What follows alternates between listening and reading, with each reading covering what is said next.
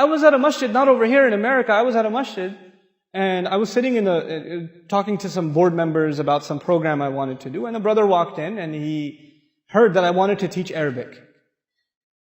He was an Arab fellow, he was an Egyptian fellow, and he heard that I wanted to teach Arabic. And he's like, "You teach Arabic?" And I was like, "Yeah, a little bit." And he said, "Where are you from?" I was like, "Pakistan." And he said, "Oh yeah?" And he took out a napkin, and he said, "Write the alphabet for me." So I wrote down the English alphabet for him. And he said, "You see, you don't know Arabic." I was like, "Yeah, you're right, I'm sorry." And then he started teaching me the alphabet, 30 minutes. I sat there and I learned the alphabet with him. And then he had to go, and then he left. And that night, at the same masjid, they asked me to give a lecture, The Importance of Learning Arabic. If you go on YouTube and you search how to learn Arabic and why learn Arabic, why study Arabic, that lecture was at that masjid. And that guy was in the first row, smiling at me the whole time.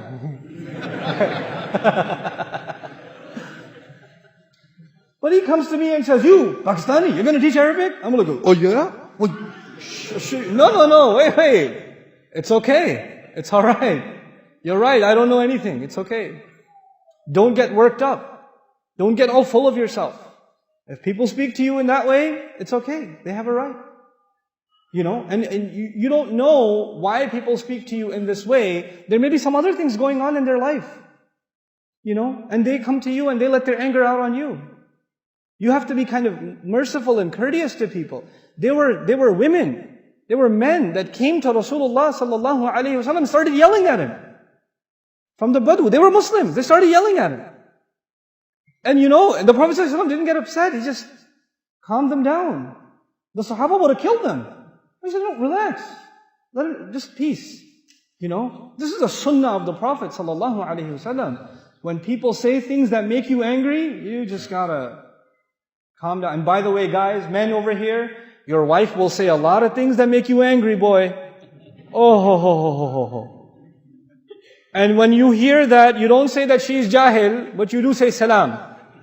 Just be quiet. Don't talk back. Sisters upstairs, ladies, your husbands will say things that will boil your blood. Oh my God, you will get angry. And Allah has given you a special power. I have 3 sisters, I have a wife, and I have 4 daughters. I know girls have special powers. And their superpower is they can answer you in a way that will like stab you in the heart.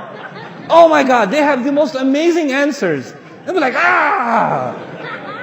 But you, sisters, when your husband is out of control and he's becoming too emotional or too angry, shh, salam. Change the subject. And salaman, qalu salaman does not mean that Allah says you have to say salaman, somebody's fighting, you're like, "Hey, salaman, salaman, salaman." Not like that. That's not what that means. Let me tell you what salaman could be a hal here in grammar. You know what that means? They speak calmly. They don't just say the word salam, they speak calmly. They speak peacefully. They speak in a way that disarms, that doesn't make you angry. You know? And so, for example, you know, one time I was sleeping in the masjid. I was in the i'tikaf and I was sleeping in the masjid. And you know, when you're sleeping, you don't know which way you turn. So I'm sleeping and I woke up because somebody kicked me in the stomach.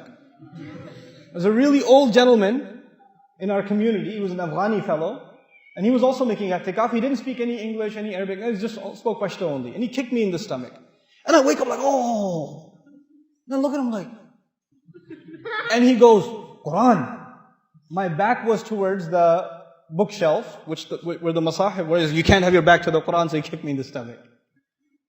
Now I could get up and say, "Come on, you could have woken me up nicely," or "I'm fasting," and then you kicked me in the stomach too. But you know what I did? I just hung out with him afterwards. I just sat down with him. I said, "Can I read some Quran to you? You can correct my Quran." And we just spoke in sign language. And I recited Quran to him, and we just hung out the whole time. You have to deal with people peacefully. You have to calm down when you deal with people. You will meet all kinds of people. All kinds of temperaments. Some of you are stuck with a boss who, inna lillahi wa inna ilayhi raji'un. Like he's always angry. He wakes up angry. He's eating and he's angry.